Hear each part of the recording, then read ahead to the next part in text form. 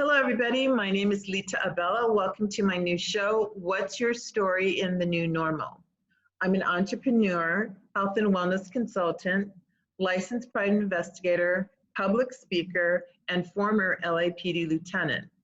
And in between all that, I went to law school and obtained my JD. I tell stories that inform, inspire, and influence others.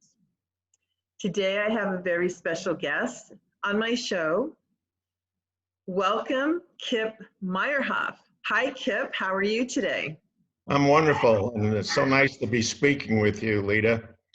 Yes, and I know this is kind of all new to you, this Zoom and all this technology. So we will do the best that we can with all this. So there's so much that I want to talk to you about, and I'm going to tell the listeners how we know each other. Both Kip and I worked for the Los Angeles Police Department. He actually worked it for 20 years and I worked it for 20 years, but we have different periods that we were there.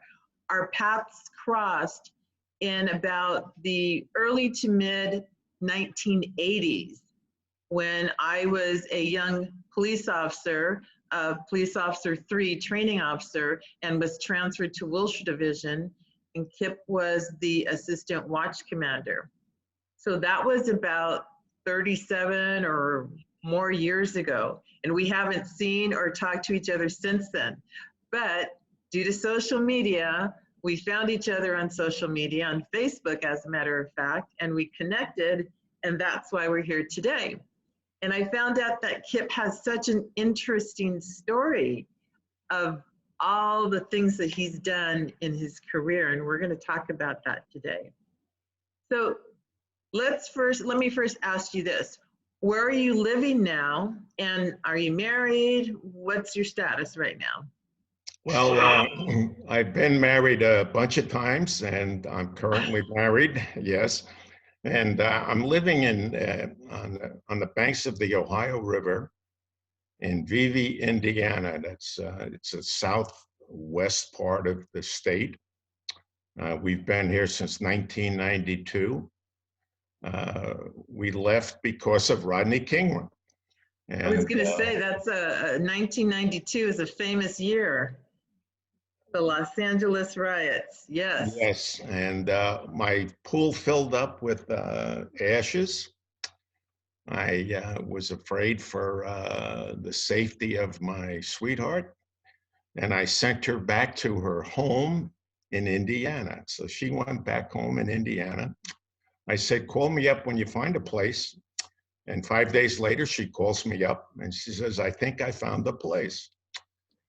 And a month later, we were gone. And to the chagrin of my children, my grown children. And, but we've made a life here. We've done many interesting things. I grew up at a hotel in New York, and I think by osmosis, I learned a lot about the hotel business and the food industry.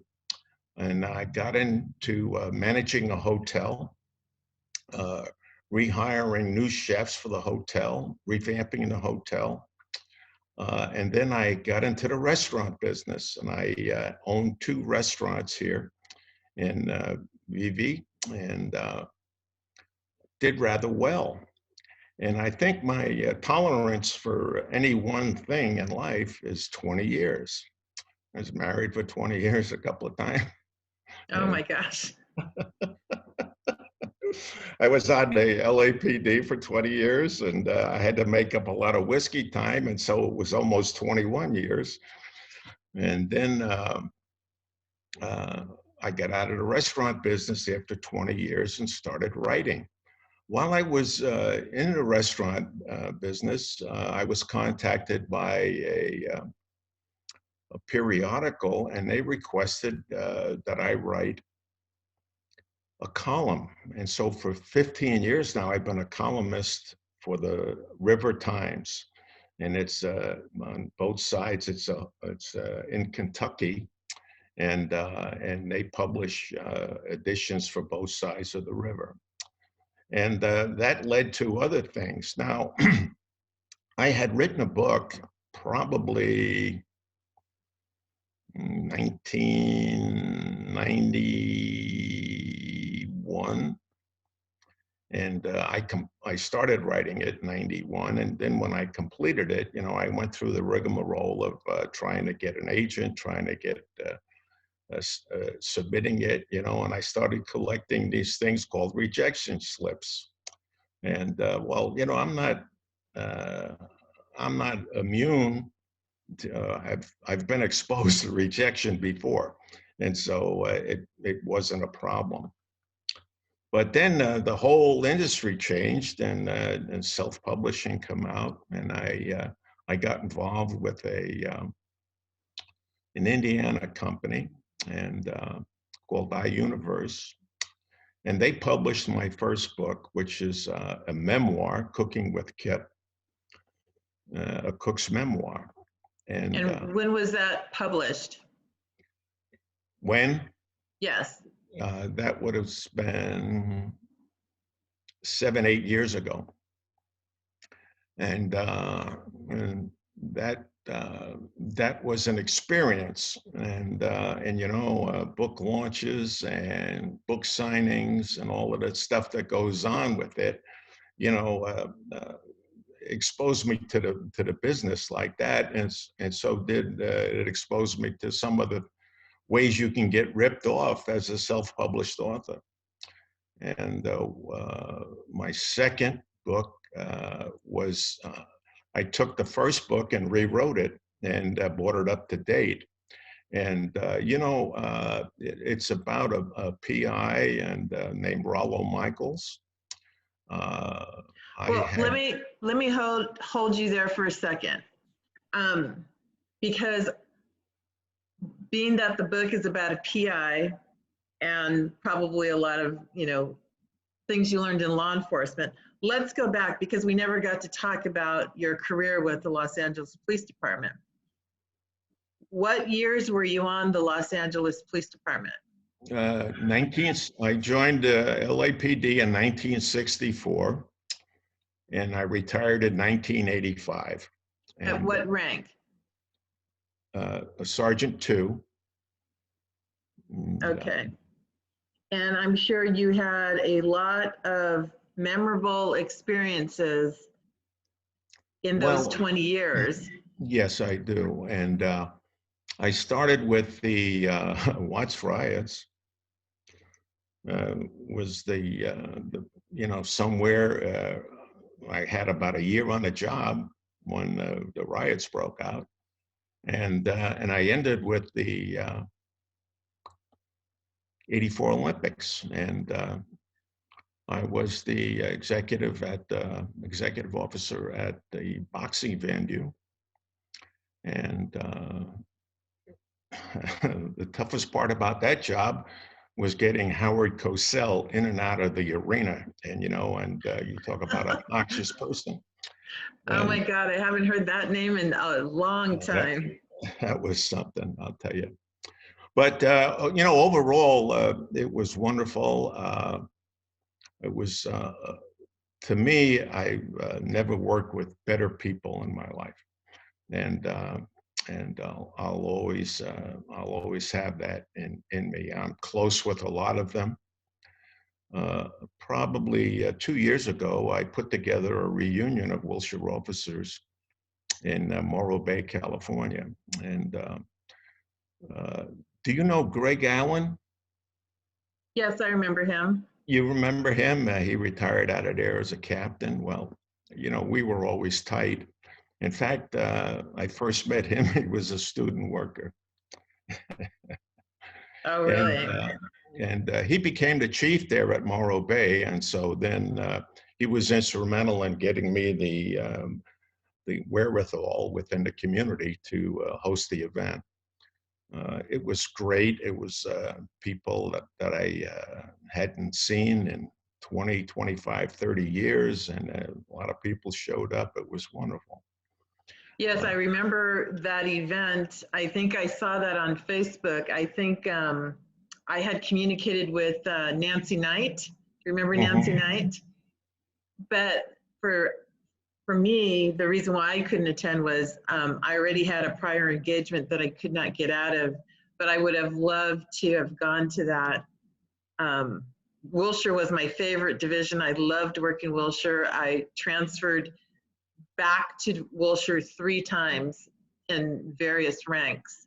So that was probably the best division ever to work. It was so, you had everything in that division. You know, you had the rich, the poor, Black, you know, African-American people, the Jewish community, the Korean community, which I was the senior lead officer for, just so multicultural, just everything from Bank 211s up and down Wilshire Boulevard to our, you know, family disputes. It was, to me, the best division to ever work in the city of Los Angeles. There was everything there. There was everything there, you know. I don't know if you knew this, but I was the first Korean speaker on a Los Angeles Police Department. And at the time that I started getting the pay for it, it went from 400 people, 400 Korean people, to 40,000. So. Wow. No, I didn't know that you were the first Korean speaker. I remember, what was it, 7th and Normandy, where we had the little, I forgot what you call it, like a little substation. And that was where a lot of our, because it was on the border of Rampart and Wilshire, and that's where a lot of our Korean community members would come in to report, you know, incidents, because a lot of them at the time were scared of the police, just like in the Hispanic community. And so we had, at that time, Korean officers coming on the job. Yes. And they were more, the community was more open to talking to the police if they were talking to somebody that looked like them and spoke their language. I had worked with the first Korean officer that came on a job, and that was probably in Central Division, probably in 70, 71. Wow. Yeah, and when he got in the car, he was a boot, and when he got in the car, I started talking to him in Korean, you know. 안녕하세요. 당신의 이름이 무엇입니까? You know, and he almost passed out, you know. And so, excuse me, let me shut that off. Yes, there were so many memories that we had working Wilshire Division. So after your 20 years in Wilshire, you left in 1985. Is that when you transitioned into becoming a licensed private investigator? What I did was in 1992, I started a security company and providing you know, security guards, and that was in 92, and I was partnering with another detective. And that morphed in, when I retired, that morphed into a full-scale PI business, security business, bodyguards. We did all kinds of stuff, and got very successful. And we had some big-time clients. And you know, I had a falling out with partners, and you know how that can go in business. Right. And so I took the money and ran. And I went up to the studios and worked up at the studios.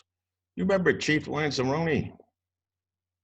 That name does not ring a bell for me. Well, he might have retired just before you got to Wilshire, but he was the bureau chief of Detective Bureau, and you know, there been so many reorganizations since then. But he ran the security for. You see my buddy here? Come here, you. He ran security for Universal Studios. Oh, okay. And so a number of us got employment up there. You remember Ray Coleman? The name sounds familiar. He was there when you were there, and he had a security company next door to the station. So, so how long were you in the security PI business? 10 years. So 10 from years. 1992 to 2012? 10 years. And so 95, 92 to 2002, I should say. 2092, 92 to 82 to 2000. 92. There you go. Mhm. Okay. And so after your years as a police officer and then as a private investigator and security consultant, that kind of motivated you to write these books? That absolutely gave me a lot of fodder to put on paper, and a lot of, what I write is what I know, and so my characters, I know characters, and the people, the places. I'm familiar with all the places. I've been to every place I ever put on paper. And, I think that's important. It gives you authenticity. You can't say, that the Twin Towers were 50 stories high, because people know that that's not true. And, you got to know it. You got to been there, seen it, been a part of it. Right. So Uh, let's and talk about your first book of the series, because I know you were telling me you have a series that you have written. yeah, And that's where I introduce Rollo Michaels in the Deadwood and Beyond book. And I took a visit to up there, and one of the things we did, we went to Mount Rushmore, and there's a big scene in there about Mount Rushmore. uh-huh.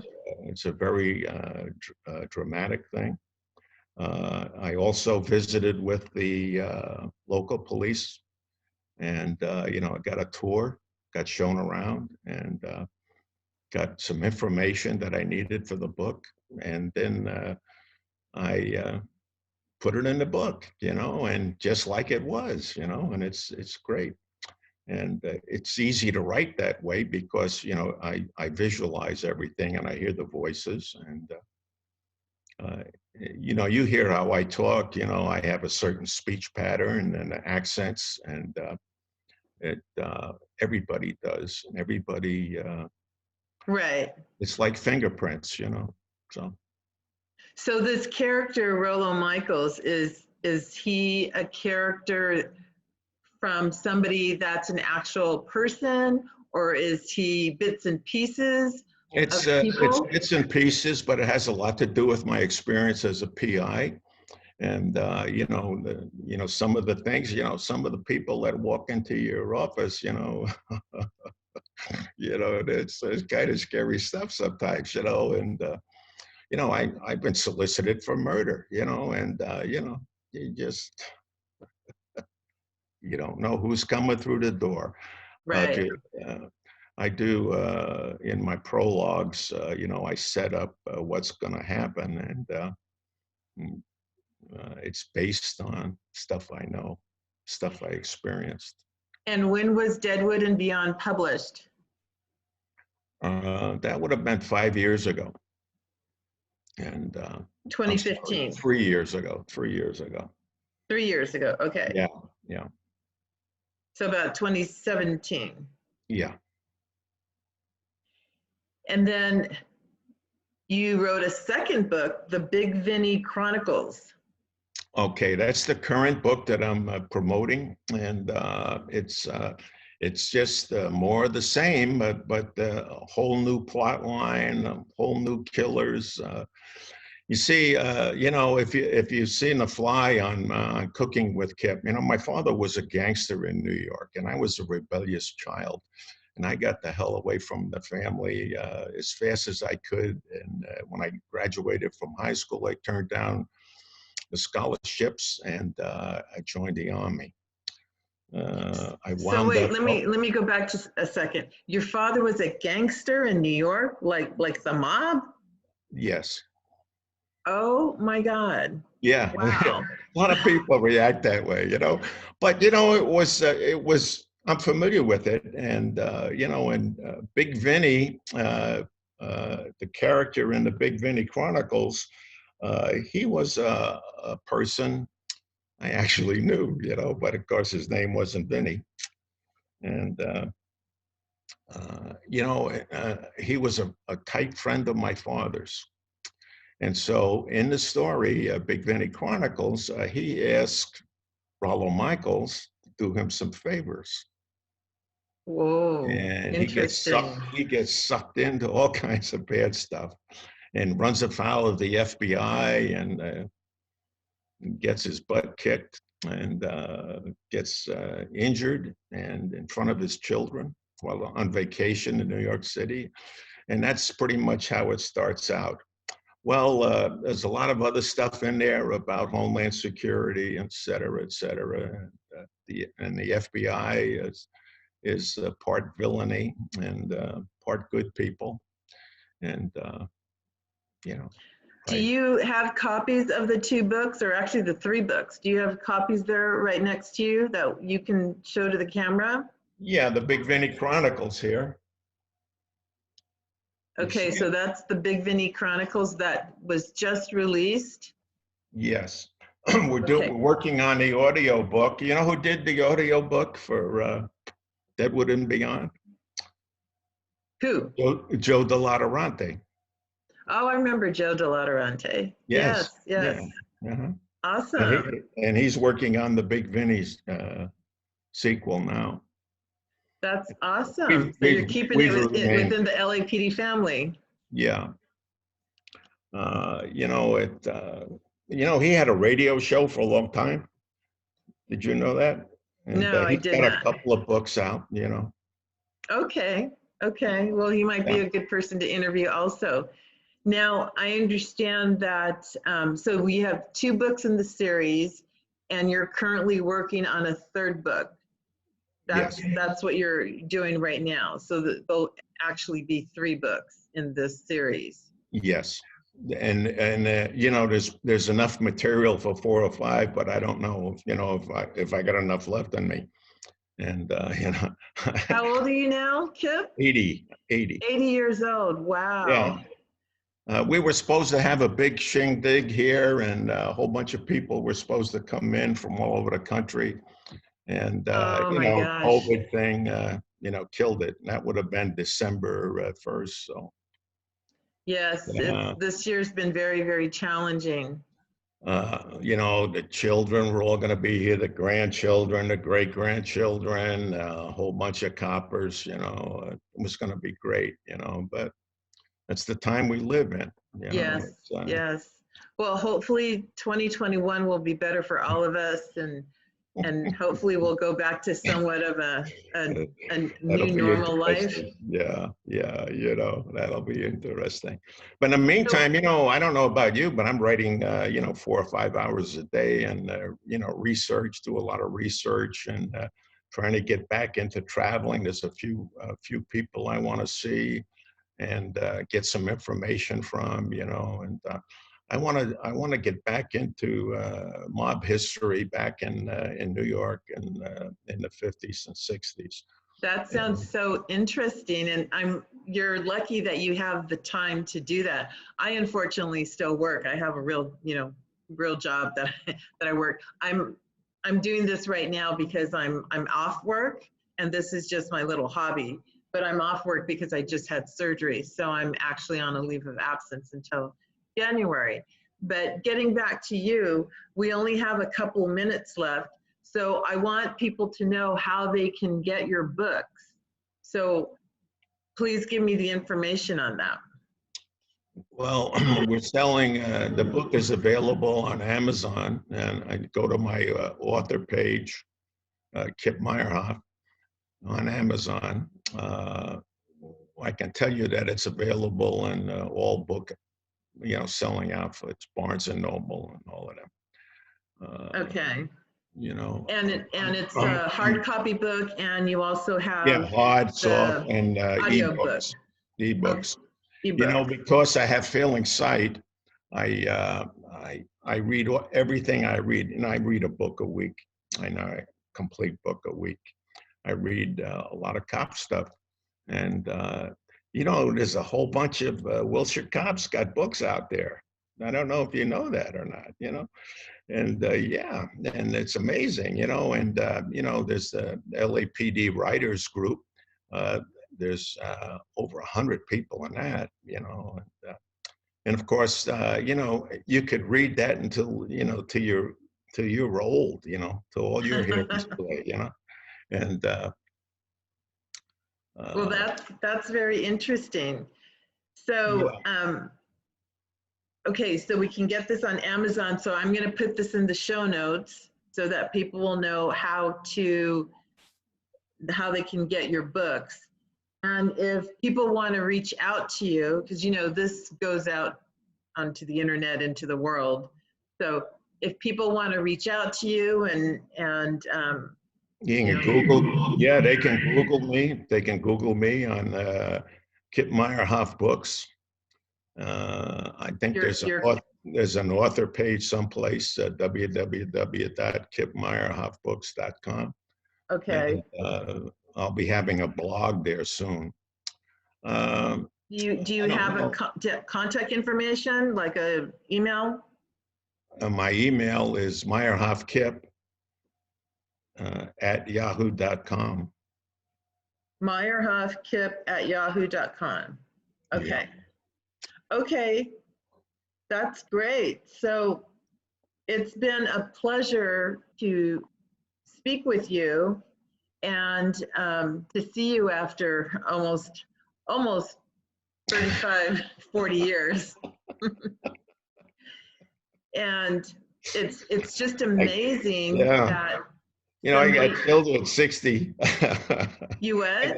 I got my oldest son is 60. And, Wow. you know, yeah. That's how old well, actually I'm 61 now, but Don't you and be I telling stories on can't yourself. believe. No, come on. No, come on. You're still a kid. Thank you. Yeah, It's so anyway, it's wonderful that somebody at your age is still so active and producing and I should say writing, you know, being a published author, just doing so much. This is what I can tell great. you, what I can tell you is that small town life has added, you know, has allowed me to grow this old. And, you know, it's this little burg here has 2,000 people in it. The whole county has 10,000 people in it. Wow. And I'm halfway between Cincinnati and Louisville. And so when I want some culture, I go to one or the other, you know, and we'll catch a play or do something like that, you know. But Right. my front yard is the Ohio River, and Wow. it's just wonderful. I, Okay. Well, I'm going to go ahead and thank you again so much for your time. And to my viewers and listeners, please like and subscribe to my channel. And remember, if you have a story that you would like to tell that's informative, inspiring, and positively influences others, please contact me because I would love to tell your story. So thank you very much. And until next time, everyone, please stay safe and stay healthy. Thank you.